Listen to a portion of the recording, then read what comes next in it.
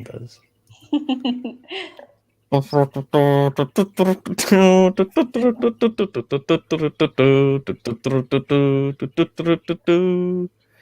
And we are live. Wow, that Ooh, horn hey, sounded everyone. great. Hey everyone, happy Friday. Yeah, it was a little bit of a different horn this week, guys. It's a Yeah, little bit that different, sounded but a little different. it's Yeah. good. Well, hope everyone's enjoying their week so far. I know it's coming down to crunch time now, the last little week before we kind of get into the break. And this Yeah. will be the last live before 2021 too. So Wow. That's hard to believe. yeah, it is hard to believe believe. I think it's episode 161 this week. I saw live that. at the That was Hive. crazy. 161. I remember when it was just episode 1. Yeah, how far we've come for sure. Yeah, It's definitely. crazy. Well, as always, I'm producer Matt. I'm April McCall. And I'm Courtney Castle. You may recognize me if you're a longtime fan of Live at the Hive, but glad to be on today chatting with the bees. Love having you on. When I saw you were coming on, I'm like, oh, this is going to be a good episode. And we're going to be talking about some lead scoring. So should be good. See all the bees in here. Ben Miller. Hey, Ben. Sashita, Chad. Hey, everybody. Cool. Hey, so for today, like I said, episode 161, we're going to be talking about lead scoring tactics. And I know, Courtney, you've been working with the bees on a really good presentation for us to go through and talk about, the importance of lead scoring, why we do it, what aspects we need to lead score within our lead generation. So what the heck it is. So some of you might be that too. Yeah. 101 lead score. For sure.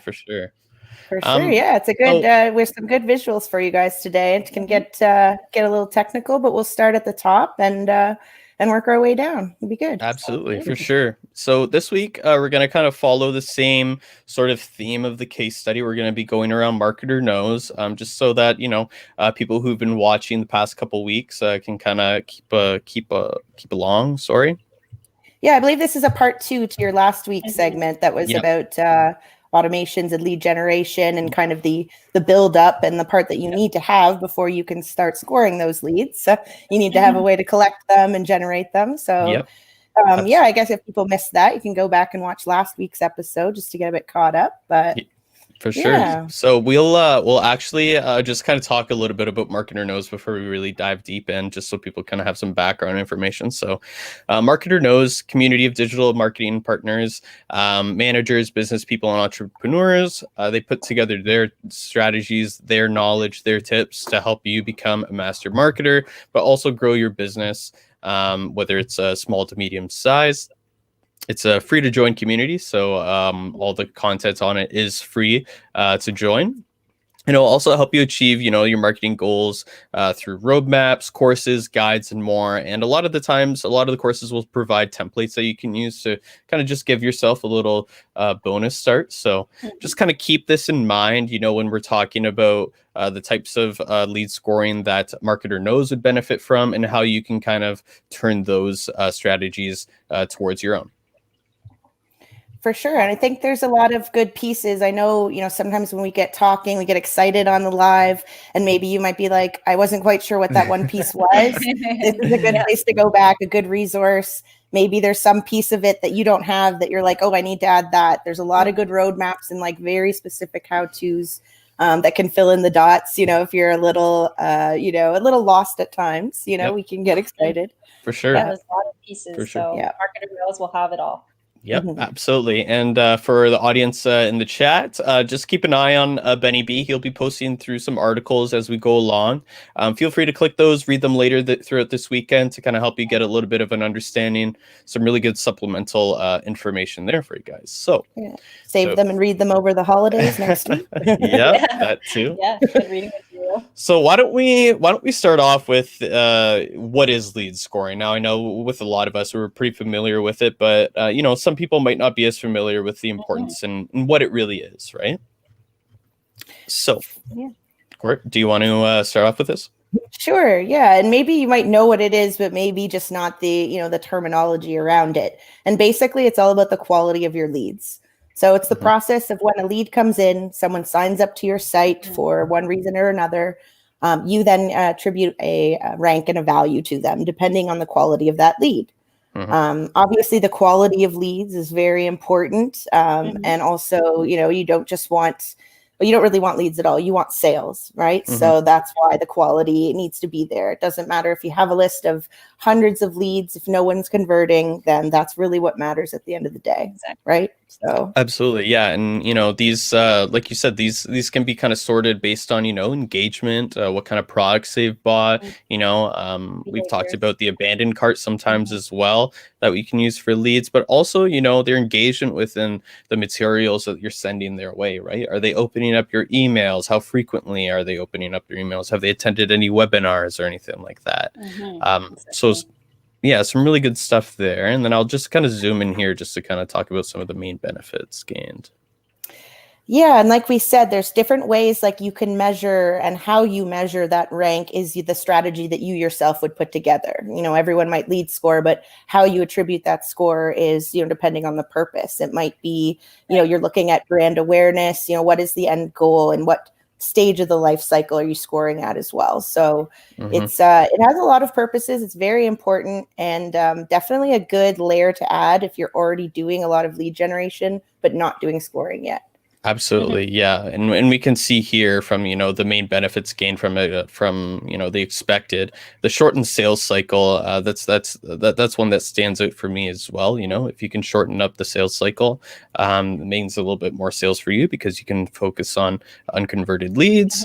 And then, just a better alignment for your overall marketing and sales, increased sales productivity and effectiveness. So overall, some really good benefits that can really help your business with some lead scoring, some proper lead scoring. Yeah, I like you mentioned the sales cycle one as well. That's a huge B2B pain point, because it often is, could have up to a 2-year or longer sales cycle for some of these products or services. And, how do you keep talking to a person throughout that, and guide them through it? It's definitely a little more challenging than a one-off purchase kind of a deal. So I feel that. Yeah, for sure. For sure. So let's talk a little bit more in depth. So when lead scoring, you're going to be using your lead scoring and your lead generation, your nurturing process to help kind of increase the lead to customer conversion rates. But also, you can kind of see where these people are at in certain stages of your marketing funnels. And we talked about that last week of, where people are going to be in your funnel, what it means when that person's at that stage, and how to kind of push them along. And this is going to help you do that, because you're going to be able to focus on the people who are most active within your marketing efforts, as well as, the people who might not be a good fit. And we talked about that last week too, where it's okay to have people who aren't good fits. If you keep spamming people with emails, trying to get them converted and things like that, your energy and your efforts can be best spent on people who are most likely to convert, right? Who are engaging, right? Yeah, no, exactly. I think that goes in hand what we talked about last week, when you have to really know who you're speaking to in that customer journey and what they're interested in. And I think lead scoring is definitely a way you can help yourself and help your team know exactly who are we talking to and what are these people engaging in, and how we can tailor our marketing strategy to speak to these people. For sure. For sure, yeah. And I was saying to the others just before we came on today that there are a couple scenarios that, if you're a marketer that you're on your own maybe, or you're trying to problem solve something, where lead scoring can really help you.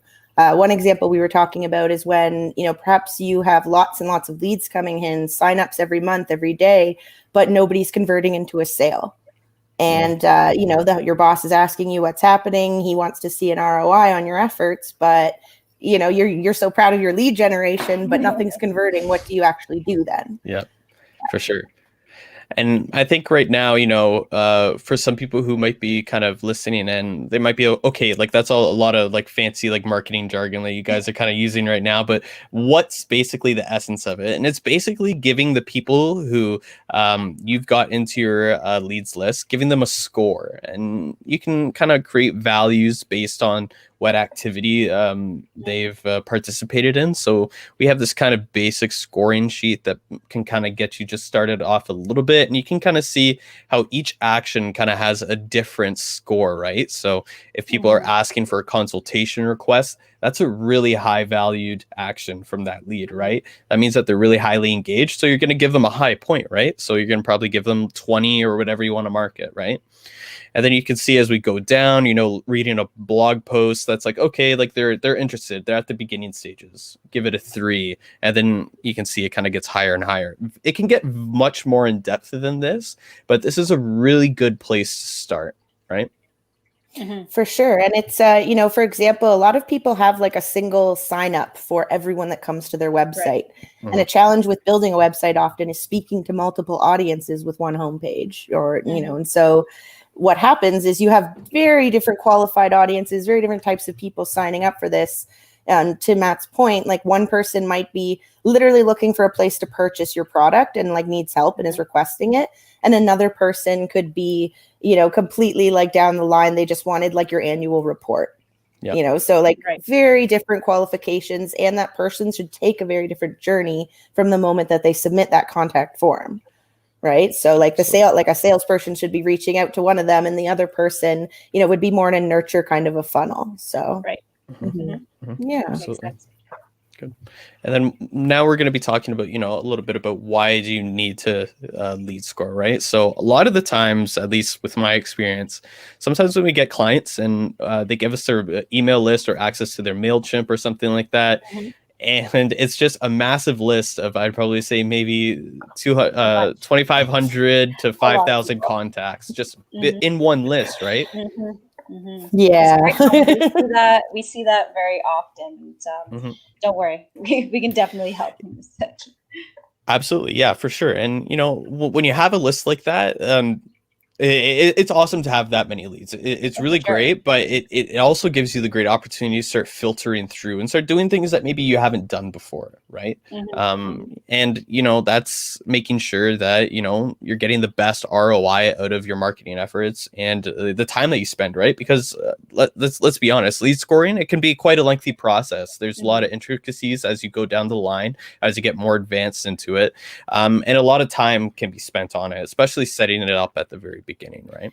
Yeah, I see it used most often with larger companies, with sales teams, a lot of B2B products, things like that. When you have such a large flow of customers coming in and leads coming in, and the sales cycle is so long, what happens with shorter cycles is, when it's a point of purchase like retail or something like that, they're buying it on the spot often, right? And you're going for the resale after.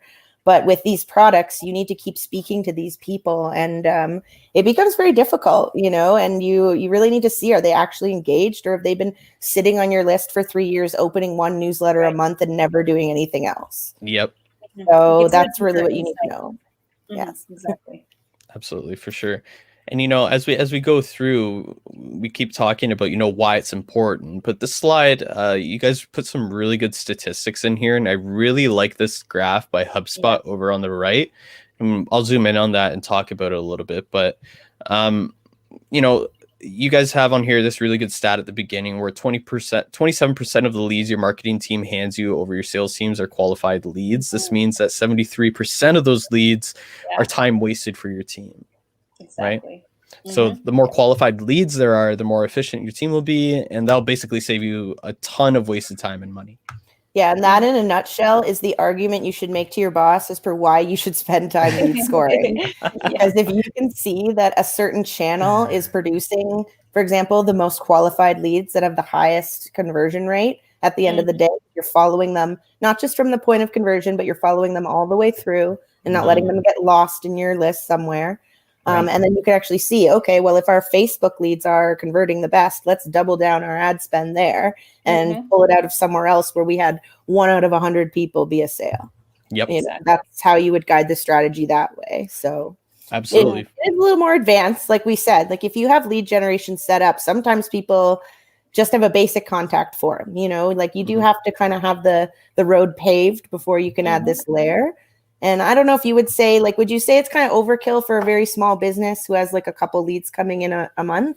Or would you say it's still valuable? Like, Still really good to do, still really valuable, because Yeah. I think that there's like a foundation here that's to be set that can help you build these skills to help kind of, grow your business and grow your leads. If you can start with a really small leads list and segment them properly and give them scoring, Be clean from the start, right? Like you'll be yeah, starting, like you said, it has a good foundation to it. So maybe your tree, if you're a bigger business, or your lead scoring list will be bigger. But I guess if you're a smaller business, you could even start with a few things. Example, if how many people have opened that email or clicked that CTA, maybe in the email. Maybe that's maybe you can see who's the most engaged from even your smallest list, right? And then start to get to know your customer from there. yeah, for me, I think it's the time saver for a small business owner as well, right? Because a really engaged lead, depending on their score, you could then send them through an automated, next step that you would have had to do as that business owner while you're doing a million other things that day. So for sure. Yeah. Yeah. And we have this really good graph here I zoomed in on, and it's from HubSpot, and they surveyed a couple companies, and they asked them what their top marketing priorities are over the next 12 months. And the top 3 really stand out to me. Obviously, it's number 1, converting leads and contacts. Oftentimes it's like, I want the leads. And we always say, you can't handle the leads, right? yeah, I was going to say that's a favorite quote of Dan's. You can't handle the leads. He actually has a shirt that says it on it. Yeah, we've heard it too often, but it's true, right? And then, growing traffic to the website, that's another form of, of generating leads, is increasing traffic to your website. What kind of content is driving people or your leads to your website? And then also increasing the revenue from derived from existing customers, right? That's where the scoring is going to really come in useful, because you're going to be able to see how much of these existing customers are most eager to purchase again. And maybe you can create some, marketing segments towards those people that, maybe you're offering them a bundle, a discount on their next purchase, etc. Right?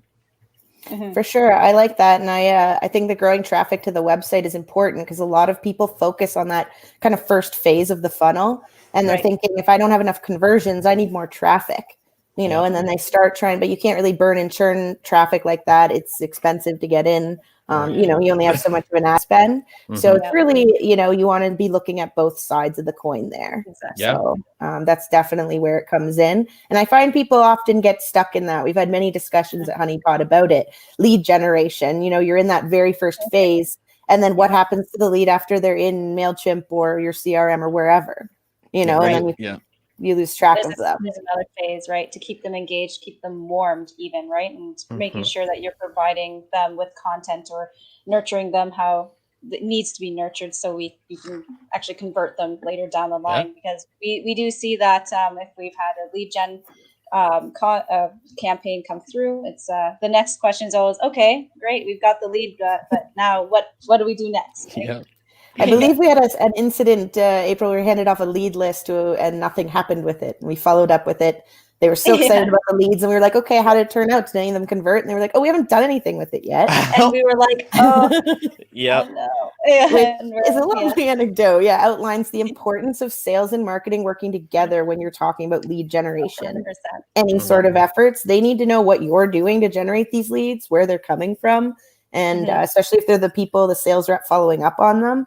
And you need to know that that you can support that kind of closing part of the funnel as well, right? So for sure. Really good points. We have a good comment here from Stacy. Stacy says that lead scoring is a great way to help you segment your lists. You can't build a house on a leaky foundation. True. So do the work to develop a strong lead scoring matrix that will help you understand how to categorize your leads. The messaging will change depending on the type of lead. For sure. Yeah, that's true. And I really like that point, Stace, that you made at the very end, where the messaging will change depending on the type of the lead. You're going to want to be, and we'll be talking about this later on throughout the presentation, but, catering your language to, which lead you're targeting. Are you targeting really highly engaged leads? Maybe you can be a little bit more personal with them on a one-to-one, right? And then maybe, if it's just a general lead who's a little bit active, a brand new lead, you're going to want to gently kind of push them a little bit further through that funnel, right? Exactly. Yeah. For sure. And I think that echoes you guys mentioned it on last week's Hive, in that people think automation very cold and like robotic. But what it actually does is give you the segmentation to speak as personally as possible, which is the greatest benefit of digital marketing over traditional, because you have more of a one-to-one conversation as opposed to broadcast. So for sure. Yeah. It's the inherent value of it. And that's exactly, you want to speak differently to someone who's about to close and buy your product than someone who was just reading your FAQ because they had a question. They're totally different people. And I think that's where, your sales team will appreciate kind of those quality leads and the time that maybe that lead scoring has helped you understand those people. And you can then send them over to maybe sales and let them know that, hey, this is kind of what they're interested in, and just give them a better picture, right? For sure. Yeah, absolutely. Alrighty, so we're going to keep moving along. So, we've talked about, what is lead scoring, why we need to use it. All that stuff's really important, but how do you actually set it up? So there's a few ways that you can actually set it up. There's a couple CRM platforms that we like to use at the office. A few of my favorites are on here. ActiveCampaign. I'm a really big advocate for ActiveCampaign. I really think that they have a really good platform, a really good email distribution platform, but also kind of a built-in lead score that you can use as well. Right. For sure. Yeah. And I think it depends on you might be asking, like, some of these are similar tools. Some of them are CRMs, email platforms. Pipedrive is a sales tool. A sales CRM specifically, and depends on your own marketing stack, like which tools you are using. We included MailChimp in there just interestingly because I know a lot of you use it, but I wouldn't personally choose it necessarily for lead scoring, but they have relatively recently, like within the last year, added what they call their customer journey mapping feature. So that would be kind of the equivalent of your matrix, so to speak, or your scoring. But if you're very serious about it, and like the others were echoing, like if you're planning to scale as well in terms of your quantity of leads, I would look more at a more advanced tool like a CRM that has the capability, or ActiveCampaign. And, if you already have a CRM too, some of these tools will also work in tangent with that CRM. I know ActiveCampaign has some really good integrations with Zoho, which is really nice, as well as MailChimp. MailChimp, it's widely adopted by a lot of people. So, a lot of the marketing tools and MarTech that you're going to be using, it's going to probably pair nicely with MailChimp more than anything. So that's probably a really big bonus if you do decide to set up MailChimp. Yeah, exactly. Yeah, it depends on what you're already using, to be honest, because, you do want to commit to these platforms. There's a lot of time to set them up and things like that. But whether you're, a CRM, an email platform, they could all have lead scoring within them, so it's wherever you want to go in and set it up. But it is something that you actually have to go into the platform, set, and before you do that, decide how you're going to rank them. If it's a scale of 1 to 10, what is a 10? What do they need to do to be a 10? For sure. So, and those ones that we highlighted on the screen here, I'll pull it up one more time, but a lot of them actually have some really good guides and tools to help you set up your lead scoring, really detailed videos, how-tos, FAQs, help forums. There's actually a few ActiveCampaign Facebook groups that I'm a part of, and it's a bunch of people just kind of asking for tips, questions, things like that. So very cool. Some really cool stuff going on there for sure. Yeah, HubSpot's not on there, but that's also, I love the HubSpot content marketing team. They're also a CRM. So. Yep, for sure. Cool. Alrighty. So let's zoom in on this guy here for a quick second. So this is going to be kind of an example of how we're going to be setting up this lead scoring. Okay. So I'm a small business.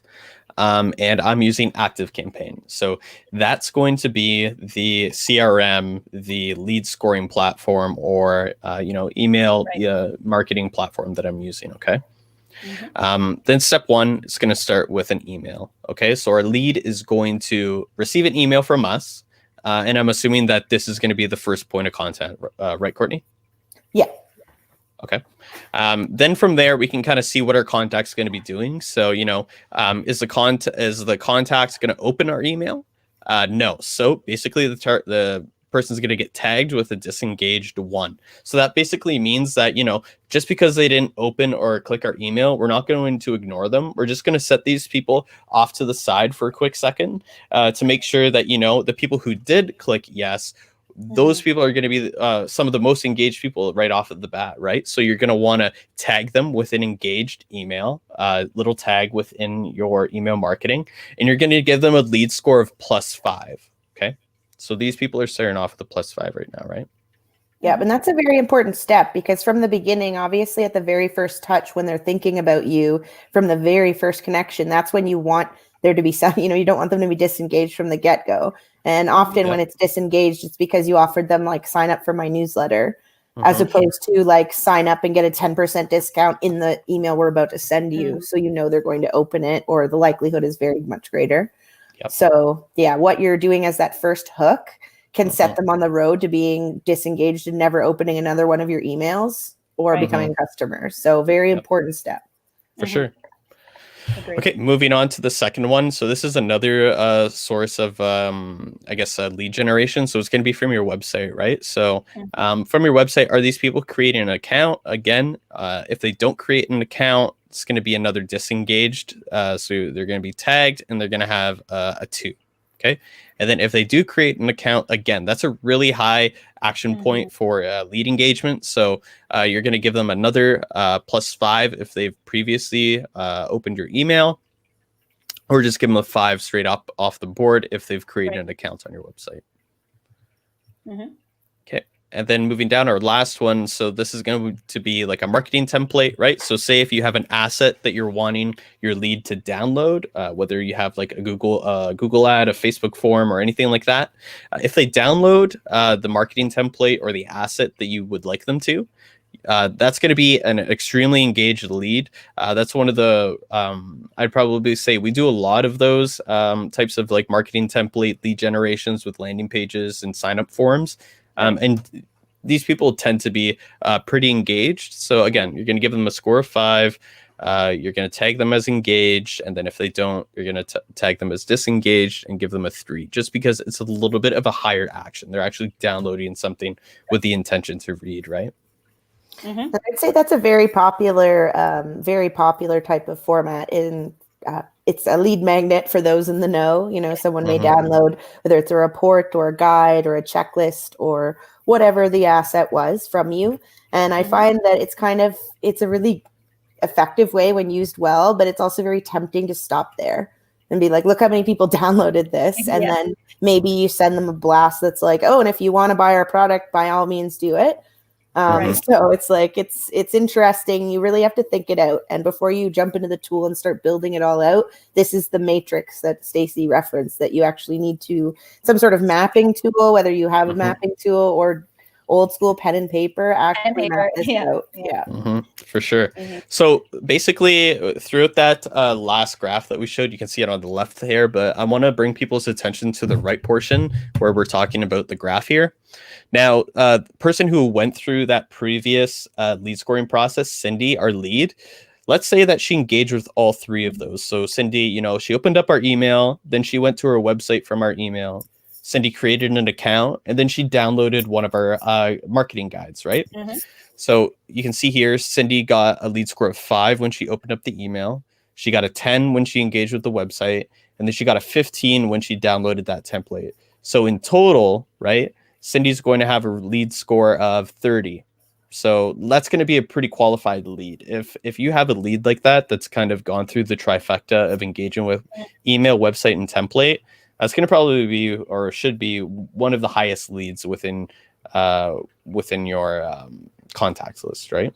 Exactly. Yeah, and you'll also be able to see like the time frame in which someone did these actions as well. That should be a factor too, like how often. So it can get a little complicated in terms of, if someone did all 3 of those things over a 6-month period, that would obviously be not as warm of a lead as someone who did all 3 of those things within 24 hours, you know? So for sure.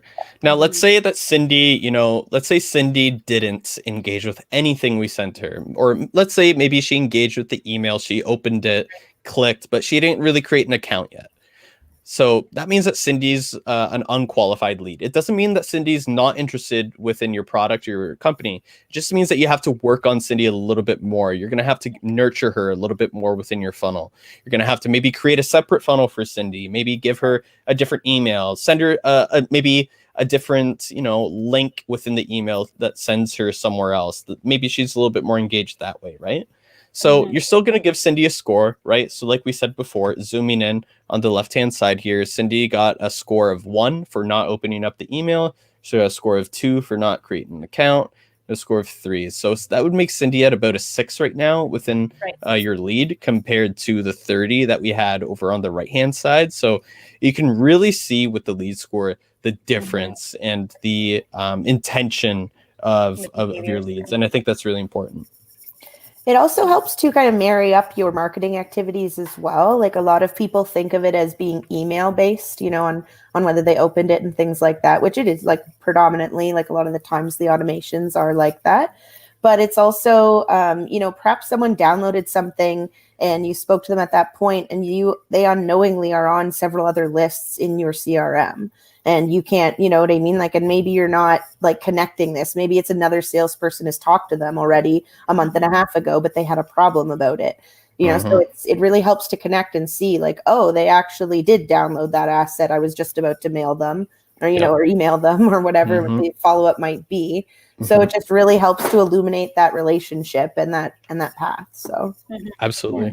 Really good. Yeah, sure. And then we have this example of, a qualified lead. So again, we kind of talked through, Cindy going through and clicking everything, but this will kind of put it in a little bit better perspective for you guys. So this gentleman's name is Daniel. He's our persona. Daniel went through everything and basically said yes to everything. So that's a +5 right there, +5 right there, and another +5 right here. Daniel has a lead score of 15, as we can see over here on this side. So that means that, Daniel's qualified. He completed all the actions. He opened the email, he created an account, a marketer knows, and he downloaded a marketing template. As Daniel continues to go through the funnel, more content can be adapted and we can kind of engage him with, invitations to boot camps, webinars, things like that. This also follows the See, Think, Do, Care strategy that we talked about before. Right. So, I think by this time, that's about 3 campaigns that Daniel is kind of engaged with, the 3 different assets. I'd probably say that, it's almost right now that Daniel's in the think/do stage where you're trying to getting them to think about, downloading one of these guides, putting the information of these guides towards his marketing efforts. Right. So, that would make him a highly engaged contact, and I would recommend contacting David through maybe a personalized email or a telephone call if he gave you that information. For sure. And I think that's a great example that outlines what your reaction to them is, depends at where they are in that sales cycle. So the type of asset you're giving them might change. Like if they're a more colder lead, they're newer, maybe it's more of like an FAQ kind of a thing or a case study that's in their industry. And then whereas where they're further down the funnel, more in that do kind of area, like Matt said, maybe it's like a product spec that's more detailed and more specific information. One thing that I know is said a lot about Honeypot is don't hide things. Don't wait until you sell things to them to show it to them. Just show them what they're buying. And I know people are very scared to do that, especially with products they've created and things like that. But just, give them the information when you're trying to, sell them on the product. Don't hide it. Absolutely. Agreed. Alrighty. Let's talk about a little bit of advanced scenarios here. Do you want to kind of go through this one, either April or Courtney? Sure. April, you want to talk about sales cycles? Yeah. Here we go. Pull it up here. This is a very important. I actually really liked this wheel and just that it illustrated it well, and it doesn't stop at sale either. And I think that that's an important part of this. That's really important. Yeah, the sales cycle. Yeah, you're talking about the customer lifetime cycle. Once you sell to them, you don't just never speak to them or care about them again. I would hope not. Yeah. You have to get them from do to care, from that one-time sale into a loyal customer. Not because you want to treat your customers well, but also because the repeat purchase potential too, and referrals and things like that. So the relationship is really important, right? So like, of course, if they've gone through and they've purchased something or have bought into your product, what next, right? You want to make sure that they become a loyal customer all the way down through for many years to come. So making sure your strategy has implemented that is important for sure. Yeah, and I think, the last point here that talks about reviewing your performance metrics, like we talked about in the very early parts of this live, each customer is going to have a different, type of content that they're interested in, right? Someone might like reading an email versus someone wants to download something to read later or join a demo or a webinar, right? So, it's important to make sure that you determine where your lead flow is going to be best used, right? And what type of customer is going to be opening them, because that's another powerful way to use your lead scoring. Definitely, especially if they're, let's say, opening or doing a demo request, then we know that maybe that's part of the scoring is higher, right? Because they have probably gone through your product, maybe some information. They're finally at the stage where they want to see exactly how it works, which means that that's a highly qualified lead, which is somebody, I guess, in the funnel that should nurture right away.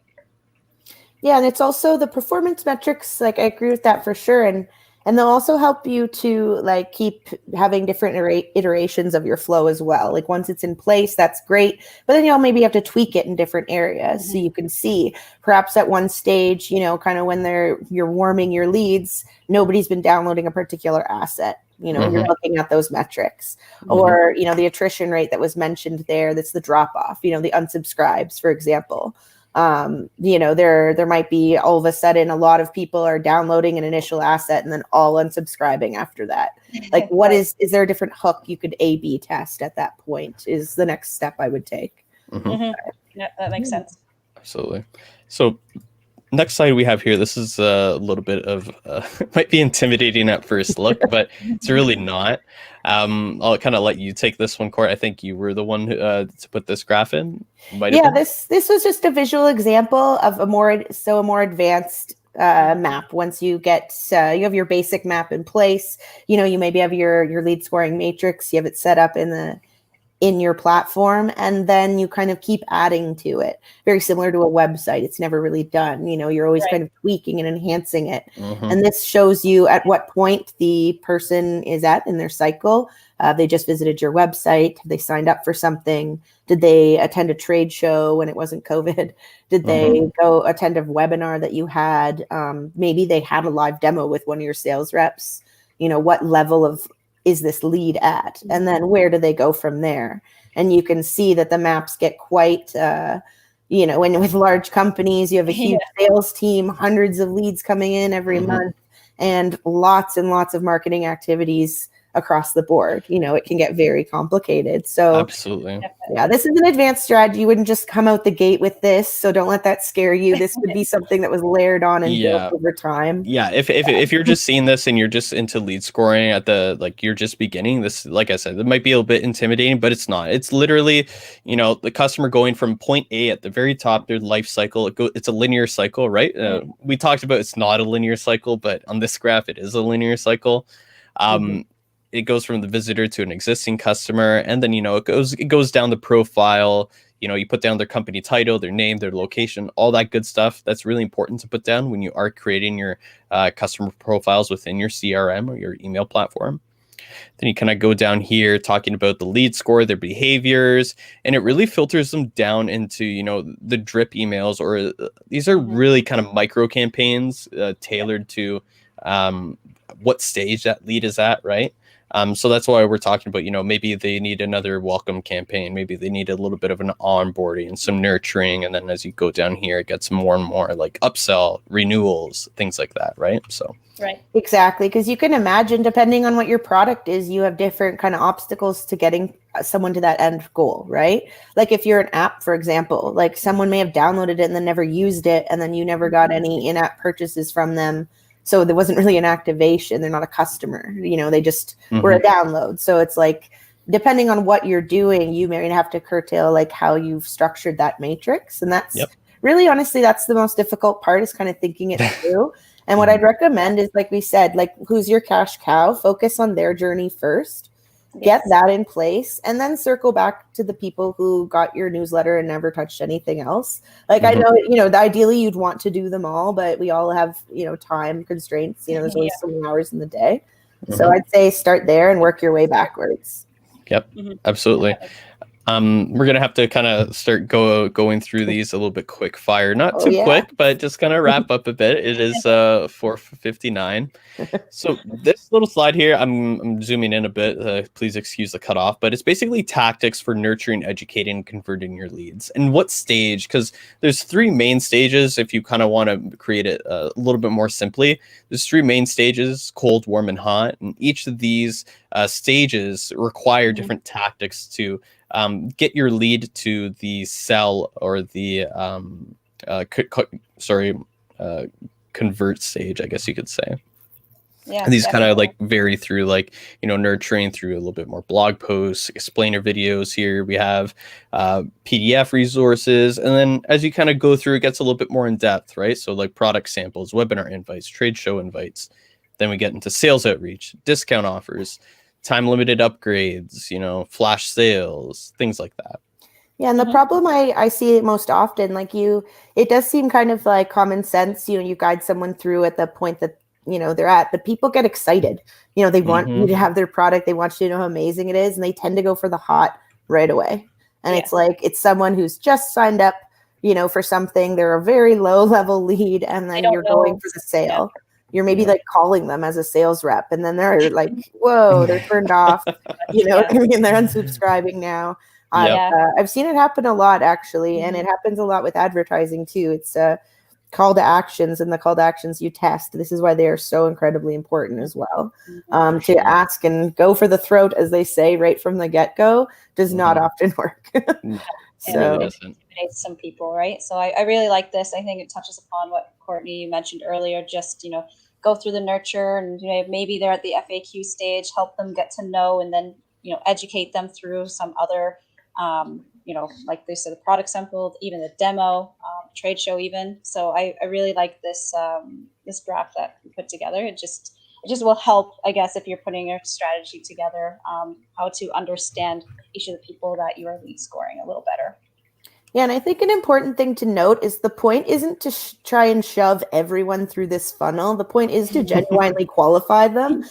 Not everyone is going to buy your product or is your customer, and I think that's when people get frustrated with marketing, when you just keep going with the same messaging without, respect that it's not a product they're going to purchase. Maybe they already bought it and you don't have any remarketing that's very well placed. So you are genuinely trying to qualify them. So if you have some unsubscribes, don't go home and cry. That's okay. They weren't your customers.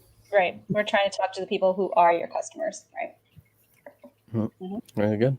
And we are at the conclusion. Just 2 minutes over. We almost did it this week. Got through the entire site. I know we've been kind of running over during the holiday season, but it's important because this is one of the busiest times, right? You want to make sure that you're putting in as much effort, and it might be a little bit of effort to get these going, but it really helps you in the long run kind of shorten the time that it takes to kind of convert these leads.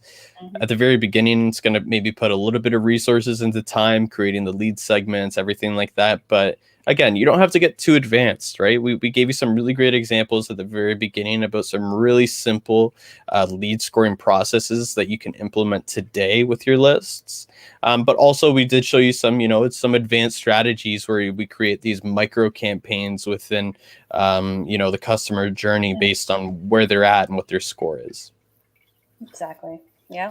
Yeah, and I think it's a good time as well. Like as Matt said, heading into 2021, you may be putting together your list of priorities in terms of, what's going to be on the docket for setting up for next year. And that little bit of time in January, February to set up your lead scoring will help you exactly with your ROI as you plow through next year and try and focus on the channels that are actually producing for you. So it will pay off in the long run.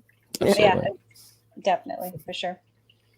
Wow. Alrighty. Well, I think that does it for episode 161 of Live at the Hive, and as well as Live at the Hive 2020. That's right. Right. Yeah. Needless to say, it's been a heck of a year. But That's one I way know to put that. it, yeah. Mhm. Yeah, that's one way to put it. But, I think that we've made the best of it. And I really think that, 2020 has given us, a deeper insight towards the campaigns, the tactics that we use as marketers. And it's underlined why it's so important to have these tactics set up, because when something like 2020 rolls along, you have all these assets and all these strategies that you've implemented beforehand, so that, you can maybe let your lead scoring just kind of do its thing while you kind of sit back and kind of focus on, the content that you're writing your leads Yep. and, converting them too. So For really sure. good stuff. Yeah. Agreed. Well, Well, I can't believe it. It's Yep. 2020. It's 2021. 2021 soon. Yeah. But for everyone who keeps tuning in to the live, we want to say thank you. It's been really fun. It's always exciting to see you guys pop in on the live. And thank you, Courtney, for popping in here today. Yeah. And we're always really happy to have you as a guest. And it's great to see you into 2020. And we hope to see you into 2021. Yeah, we hope that we sure. can get some in-person stuff going on for 2021. Maybe get back into the live studio. That would be nice. That'd be great. I miss you guys. Yeah. Seeing you guys physically. That'd be like it's so different. It's different for sure. For sure. A good old-fashioned marketing brainstorm in person will be needed. Nothing like it. All right. We'll see you guys next week. Take care and be safe. Happy holidays. Happy holidays, everyone.